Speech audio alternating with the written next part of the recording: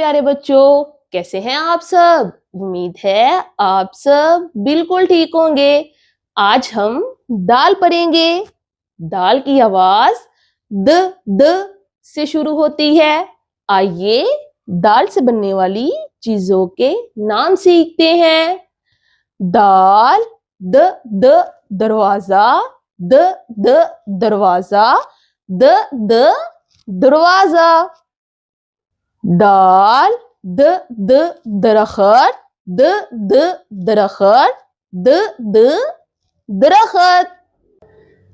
दाल, द दर्जी, द दर्जी, द दर्जी। दाल, द दाल, द दाल, द दाल। तो प्यारे बच्चों, क्या आपने गौर किया?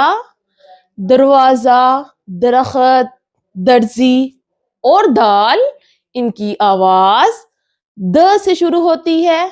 जैसे द दरवाजा, द दरखत, द दर्जी, द दाल।